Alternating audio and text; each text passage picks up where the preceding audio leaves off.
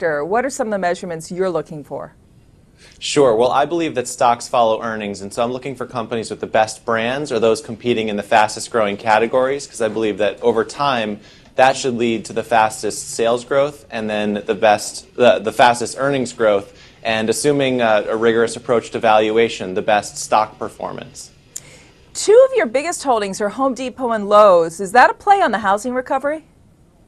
Well, you could look at it as a play on the housing recovery. I really am focused on bottom-up fundamental analysis, and so those two companies do fit my profile. They do have great brands, and they have housing exposure. And from a category perspective, housing is certainly getting better, and it looks pretty good the U.S. housing recovery. Does look like it has some momentum. So that story's not been entirely played out yet in terms of those holdings.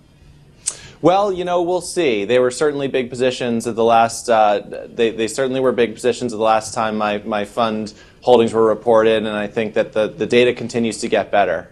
You also hold a couple of tech names. They're always the tech / retailing names: Amazon, Priceline.com. How is that space doing overall? And is that the space, the online retailing space, is it really dominated still by a couple of big names?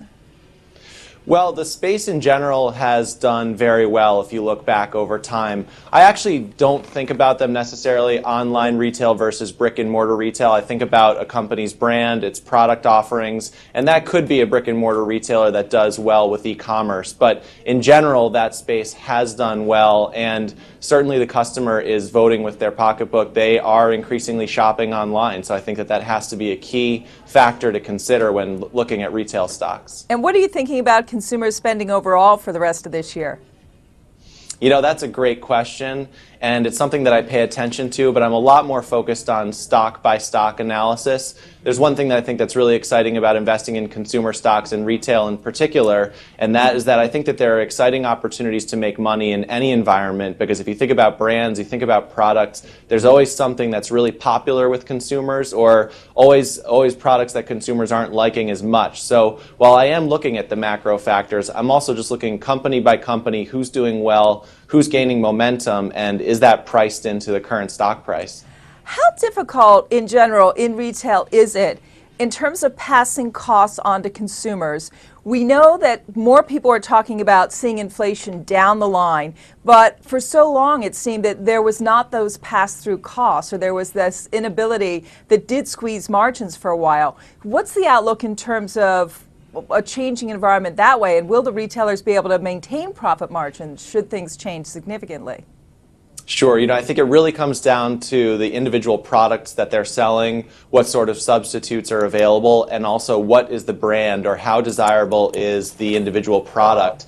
Consumers have shown over time a willingness to spend money and to pay higher prices if the product or the brand is what they really desire. When it comes to more commodity products, or products where there are easy substitutes, it gets a lot more challenging to pass pricing on. So I think you have to be very selective about what are the brands, what are the products that a company sells, when deciding whether or not that company may or may not have pricing power moving forward.